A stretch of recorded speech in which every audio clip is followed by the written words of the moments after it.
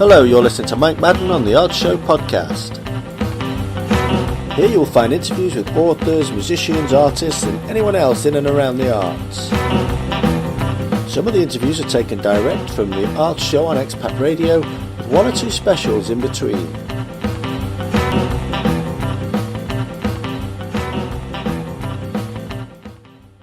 This show features award-winning blogger Jo Middleton, who talks about her debut novel, Playgroups Prosecco. It was originally broadcast on Expat Radio on Monday the 6th of May 2019. Due to licensing restrictions, we were unable to play the songs from the original broadcast. Good evening, this is Mike Madden on the Art Show on Expat Radio, and tonight I've got a very special guest who's just released her debut novel, Playgroups Prosecco. So good evening, Jo Middleton. Good evening, Mike. Thanks for having me. You're more than welcome. It's always very exciting when you get your first novel out there.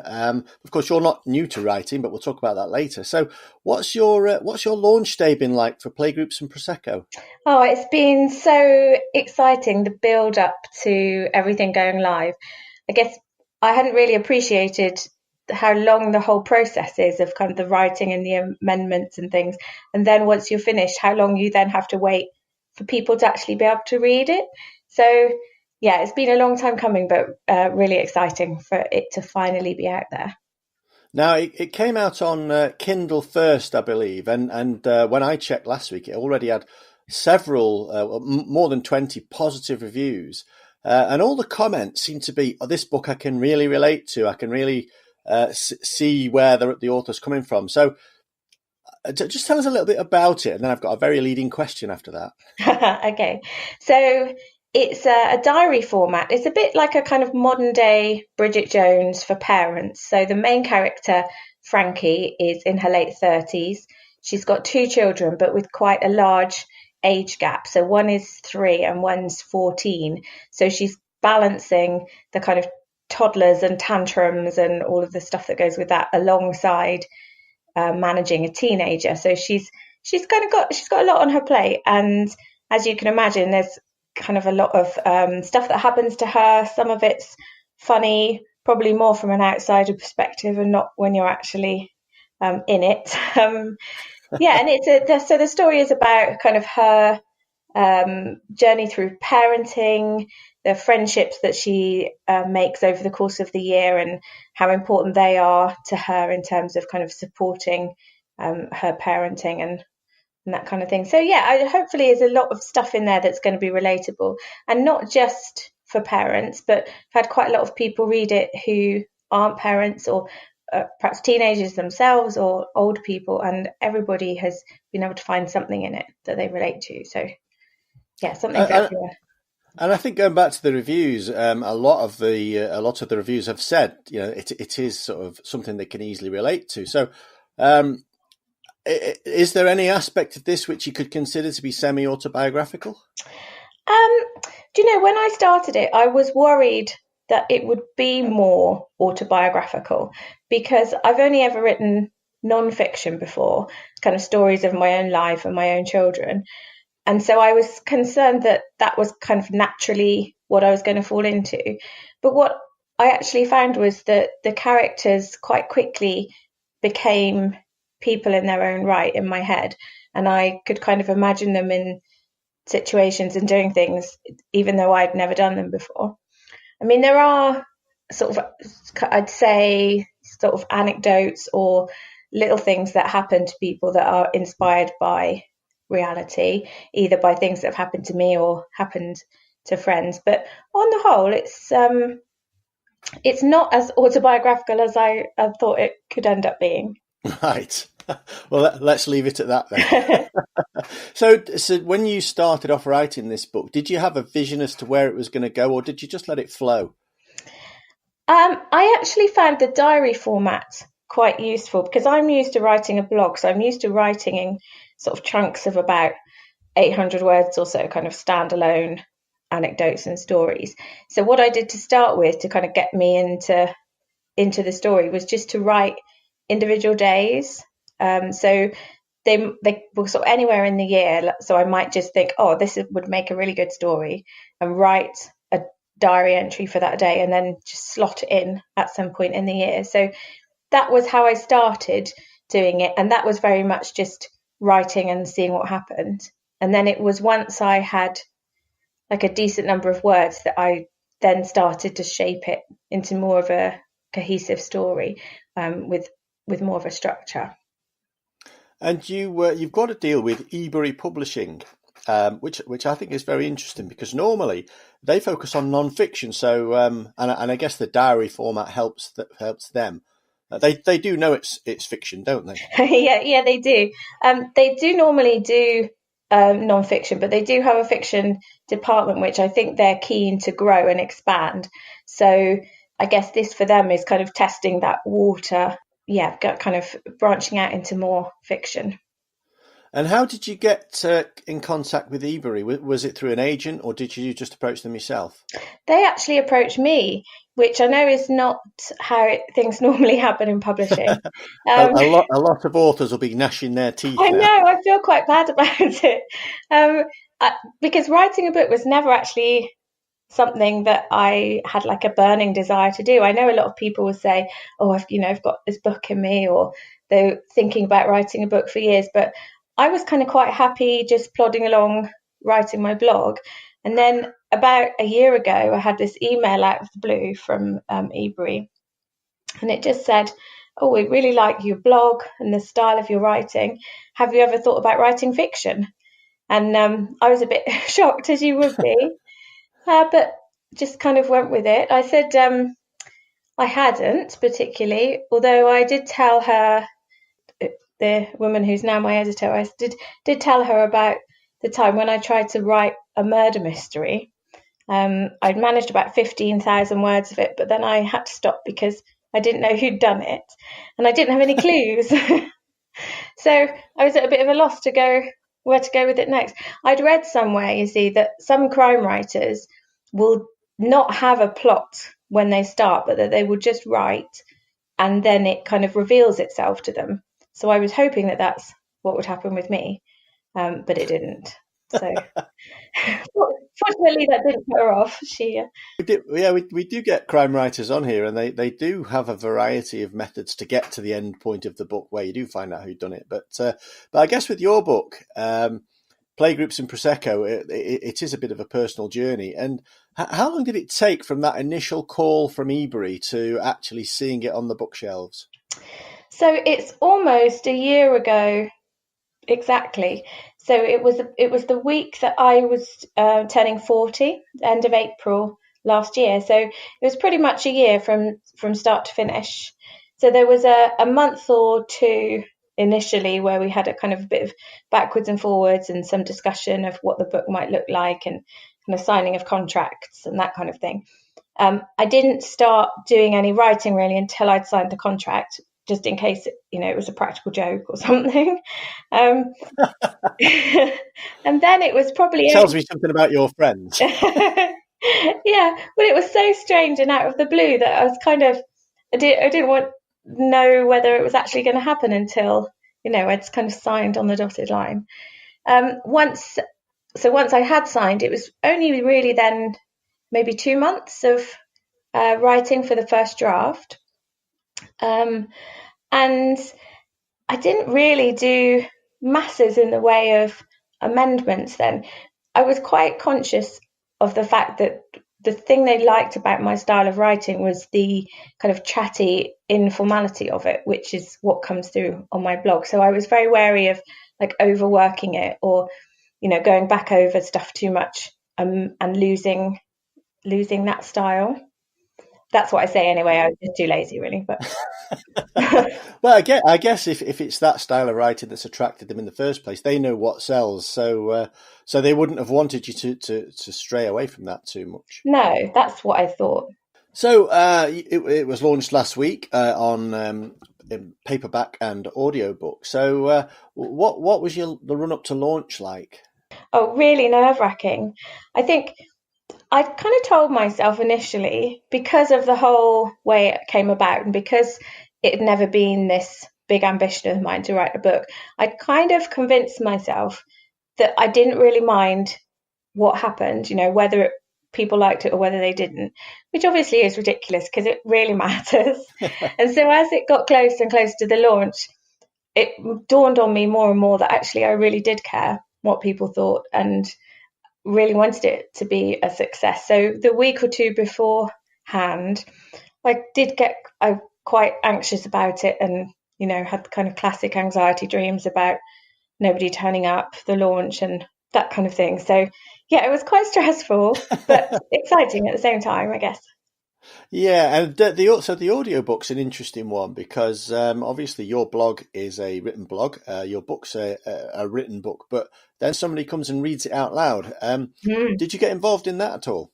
Yeah, I did. I went up to the studios, the Penguin Random House Studios in London, where they do the recordings, and I spent the afternoon there with the narrator, listening to them recording it. And I was nervous about that because when you're writing, you kind of have an idea in your head of how it sounds. And so the idea of somebody else interpreting it in a different way, and perhaps like not picking up on the things that I meant to be jokes or not saying it in the way that I'd imagined, was quite nerve-wracking. But I was so blown away. They were just so impressed with how well it was done. The producer and the narrator both had obviously read through the book beforehand. They had masses of notes. They'd thought a lot about the characters and their motivation and how they might sound, and the attention to detail was just fantastic. And I was sat there listening thinking, this sounds way better than it ever sounded in my head. So I'm really looking forward to listening to that all the way through. I think they did an amazing job. I think that will probably be the media that I use to listen to it rather than read it. Audiobooks becoming such a big thing these days, and of course with Audible, everyone's got a subscription now. So we'll see how that goes. We're going to take a break now. Now we're going to talk about your blog after the break, which is the Slummy Single Mummy blog. So we're now going to go for a break with ABBA and Mamma Mia. Expat Digital Radio, online 24/7. Good evening, this is Mike Madden on Expat Radio. This is the Art Show, and my special guest tonight is Jo Middleton. Welcome back, Jo. Hello, Mike. Right, so before the break, we spoke about Playgroups and Prosecco, your debut novel, very exciting time. But of course, you're not new to writing, and you've been blogging since almost before blogging was a thing, since 2009, I believe, was since the beginning of time, yes. So what made you put pen to screen, as it was? Well, it was actually, the blog was a kind of secondary string to what I was doing at the time. So I've had a kind of collection of random jobs since I left university, doing all kinds of things like fundraising and marketing and all sorts of different jobs. And then in 2009, I guess I was just kind of sick of working for other people. My kids at the time were 7 and 14. And I was a single parent. So it was quite difficult juggling them around working. And I was working kind of 2 or 3 different part-time jobs at the time to try and fit around, family commitments. And I just kind of thought, I'm really done with this. I just want to be able to work for myself, be flexible, potentially earn more money in the long term. And I was watching a lot of Sex and the City at the time. So I thought I rather fancied myself as a freelance journalist, sitting outside cafes, writing my sex column for a national newspaper. Yeah, I thought if Carrie Bradshaw can do it, I can absolutely do that. So I quit the jobs that I was working at the time. And I literally went into Smith's and copied down the email addresses of the editors of about 100 magazines and just emailed them all. And I was so naive about it. I didn't even have any actual ideas. I literally just emailed them and said, I'm a writer. What can I write for you? And bizarrely, 2 or 3 of them actually commissioned work from me, just off the back of that, which shows, if you don't ask. So the blog kind of came on the back of that. And it was I set it up as a way to somewhere to showcase my writing, really, so that when I was pitching to magazines and newspapers, I had some examples of work to show them. It was somewhere that I could kind of test out ideas to see whether people were interested in them. So that's where it started. So I never really imagined the blog as being, something on its own. And then it just kind of evolved, really. And I guess the timing was really good, because when I started, there were far fewer blogs, obviously, than there are now. And then as the industry started to change and brands started to become interested in working with bloggers, I was really well positioned then, because I was established and I'd been doing it a long time. So yeah, really good timing in terms of then my blog becoming a source of income of its own. It's a great story. I don't think we've ever had anybody with that journey towards getting a book published. But of course, the blog itself has gone into a huge website now with all kinds of things on it. There's headlines such as travel, food, baby's life. And my favourite is the rants section. Yeah, that's quite popular. I spent ages reading that last night. And one of my favourites is the one about OXO cubes. Right, I did not know that about OXO cubes. So all of my life I've been opening them in a really fiddly way and getting bits of foil in my casseroles and things. So knowing that there was this clever way to open them was a revelation. I think we've all been doing it that way. The rant section is interesting because that is the most popular and people really like reading about me complaining about things. But it's actually the hardest often for me to write, because by nature, I'm quite a positive, optimistic, laid-back person, and not much actually irritates me. So it's quite hard for me to think up things to get annoyed about. And so when I do kind of hit on something that irritates me, like I'm like, yes, this is brilliant. I'm annoyed by something. Now I can write about it. So one of the items on there from the early days was about packed lunches. I saw your picture of a perfect packed lunch. And your rant about how that could never happen every day of the week. Oh, yeah, packed lunches.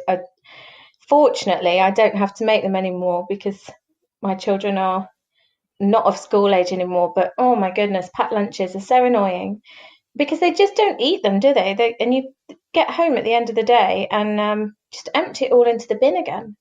I've got one post that I wrote, which got picked up by a national newspaper. I can't remember which one, but it was back to school time, September, and I'd sent my youngest daughter to kind of get her school bag and get everything ready for the next day. And it turned out that she still had her lunchbox in there from the end of July, and complete with sandwich, penguin biscuit, and satsuma. She'd not eaten any of it. And oh my goodness, you've never seen anything like it. It was absolutely disgusting. I'd just been sat there for 6 weeks.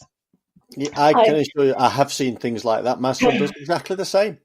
Oh, it was I know that I should have been braver, but we just threw the entire lunchbox away. I couldn't taste it. Yeah, the only way. I mean, my son is averse to fruit, and quite often we'll send him up to his bedroom with fruit as part of his supper. And we find apples months later in drawers with socks. Oh, it's awful. So yes, packed lunches is a great subject. Now, as I said, you've been blogging since 2009, and your blog has been so successful; it's won several awards. So, and I guess blogs aren't the sort of thing you enter into awards; they just get picked up. So, how did you get notified about your awards? Well, it depends on the award. So sometimes they will be the kind where you have to sort of nominate yourself and then get people to vote for you. But I tend to steer clear of those because I think they're just, well, for one, they're annoying because you're always having to ask for votes. And then it just becomes a popularity contest, and that's not really indicative of anything meaningful.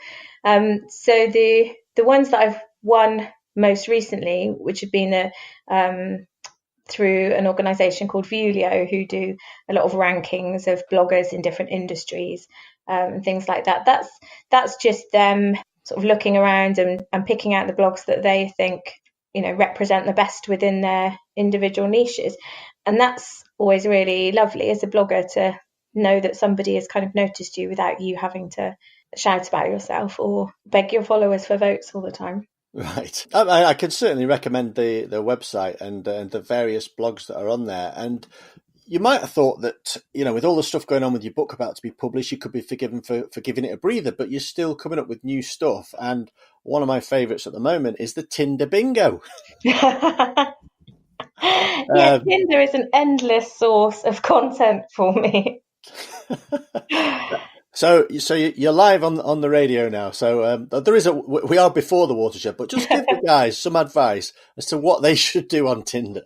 Okay, well, do you know what my main piece of advice would just be to smile, like to actually look like you get some kind of joy out of life, because the number of pictures that I see, people's profile pictures, and they just look so sad, and they're sort of taken from below, so there's about 3 or 4 chins that don't need to be there, and they just look so miserable.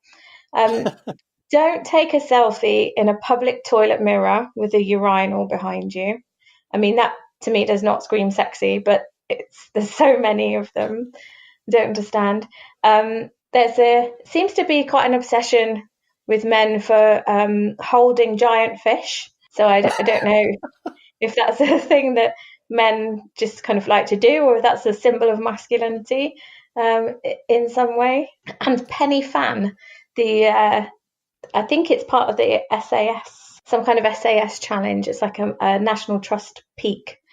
There's an awful lot of men who like to pose at the top of that. I actually saw a picture on Twitter over the bank holiday weekend over Easter when it was lovely weather, and it was a queue of about 100 people at the top of Penny Fan who were all waiting to have their photo taken.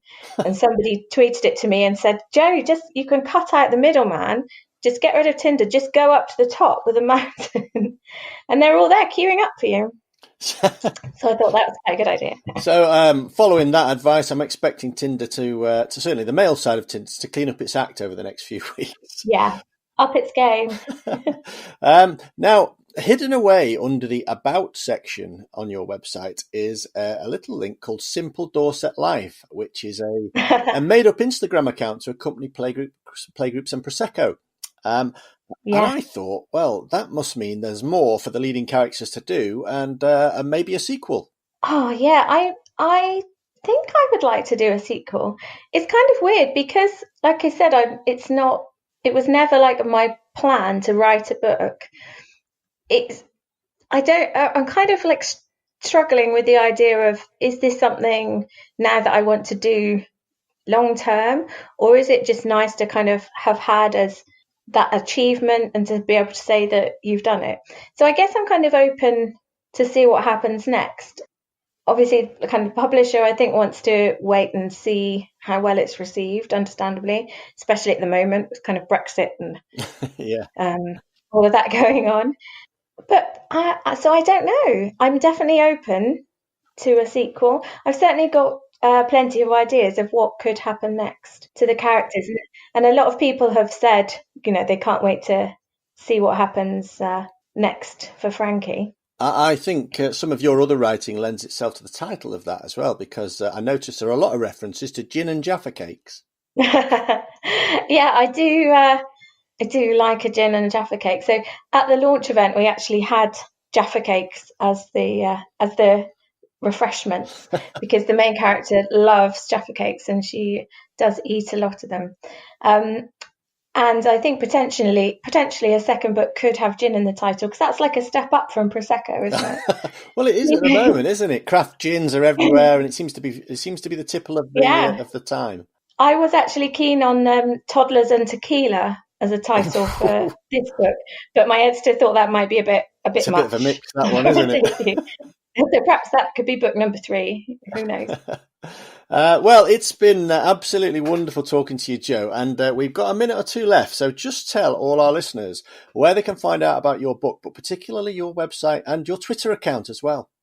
Okay, so if you'd like to have a read of my blog, you can find that at slummysinglemummy.com.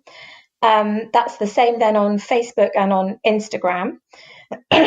If you want to find me on Twitter, I'm actually a mummy blogger because Slummy Single Mummy was too long. So I just picked another name at random. And then if you'd like to have a read of the book, it's on Kindle, paperback and audiobook via Amazon. Just have a look for Playgroups and Prosecco, or of course go into your local bookshop and say you desperately want to read it. They must order in dozens of copies. That would be good. That would be fantastic. It's been a great conversation tonight, Jo, and I certainly hope that you do produce another book and come and talk to us about that. And if not, just come and talk to us about how much Tinder's improved since our chat. Yeah, well, I shall keep an eye on it and see if I notice any difference. Thank you very much for being on. We spoke about Tinder and all these single guys, so we are now going to play out with Fox and Single Bed. You're listening to Expat Radio, beaming out across France and around the world. You've been listening to the Arts Show podcast with Mike Madden. Come back soon for more artists, authors, musicians and anyone else connected with the arts. We're going to play out with Mike Sanchez and I Don't Stand a Chance. Baby, you hiding something that you don't want me to know, because I'm getting a vibe from way down the side, like you're just about ready to go. And you can't tell me where you stayed last night, you just can't cope with treating me right. I'm on the road to heartbreak, now's the time to tell me so, because I'm getting a chill like I'm gonna be ill. I know you don't want me no more. I won't be satisfied with your little white lies. Girl, I've only just begun to realize I don't stand a chance. I don't stand a chance. You don't wanna know and I can't make you dance. Well, I said goodbye. Find yourself another guy. I wish you were mine, but I'm losing my mind. I don't stand a chance.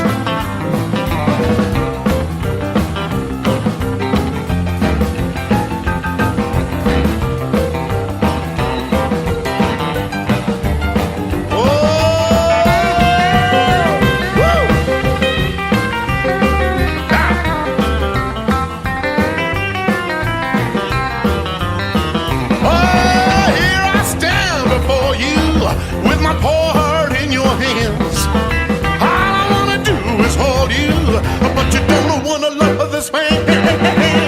I'm on the road to heartbreak, now's the time to tell me so, because I'm getting a chill like I'm gonna be ill. I know you don't want me no more.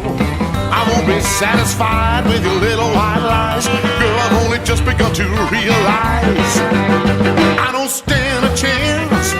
No, I don't stand a chance. You don't wanna know and I can't make you dance. Well, I'll say goodbye. Find yourself another guy. I wish you were mine, but I'm losing my mind. I don't stand a chance.